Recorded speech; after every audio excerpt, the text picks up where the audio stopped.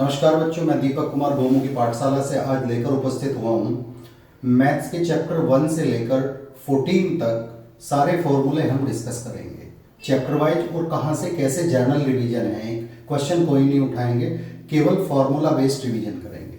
जैसे चैप्टर 1 की बात करते हैं, चैप्टर 1 में एक तो क्वेश्चन उठता है कि प्रूव दैट √3 या 2 + √3 इज इरेशनल नंबर। तो वो एक लंबा विषय, उसके बाद में डिस्कस करेंगे। पहले हम एक क्वेश्चन उठता है LCM × HCF equals to first number × second number.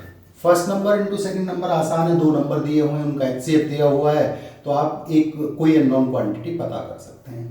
But यहाँ से जो क्वेश्चन उठता है वो मेन क्वेश्चन ये है कि इस क्वेश्चन में LCM निकालें या HCF निकालें।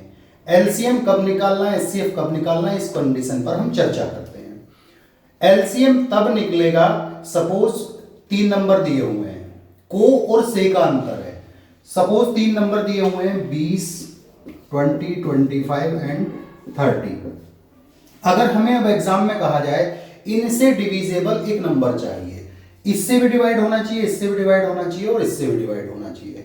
जब हमारा नंबर तीनों से डिवाइड होना चाहिए तो मतलब क्या हुआ कि आपको इनसे बड़ा नंबर निकालना है, तो से और को का अंतर ध्यान में रखना है। और अगर वो बोल दें कि इन तीनों को एक ही नंबर डिवाइड करे तो समझ जाइए आपको HCF निकालना है। इनसे छोटा नंबर होगा जो इन तीनों को डिवाइड करेगा। क्लियर?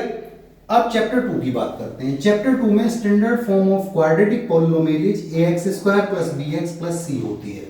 क्वाड्रेटिक इक्वेशन और क्वाड्रेटिक पॉलिनोमियल में केवल एक ही अंतर होता है कि उसमें = 0 होता है और इसमें ax² + bx + c = 0 नहीं होता। और इसके जो x की वैल्यूज निकलती हैं that are known as zeros of the polynomial. अब अल्फा प्लस बीटा यानी कि sum of zeros is -b/a। Alpha beta यानी कि product of zeros that is c/a। लेकिन इसमें इससे बढ़ के भी कुछ क्वेश्चन पूछ लिए जाते हैं। जैसे α² + β² इक्वल्स को पता करने को कहे तो अल्फा प्लस बीटा का whole square -2α beta, that is -2α beta, right. और अगर जीरोस दिए हुए हैं तो पॉलिनोमियल निकालने को बोले तो x² - alpha plus beta x + alpha beta ये होता है। इनकी हेल्प से हम और भी दे देता है, अल्फा प्लस बीटा का होल क्यूब निकालने को बोल सकता है, α³ + β³ निकालने को बोल सकता है। वो सब फॉर्मूले हम ये वाले फॉर्मूले और ये वाले फॉर्मूले अप्लाई करके निकाल सकते हैं। नाउ चैप्टर 3 के बारे में बात करते हैं। चैप्टर 3 में standard form of quadratic linear equation in 2 variable is a1x + b1y + c1 = 0, a2x + b2y + c2 = 0।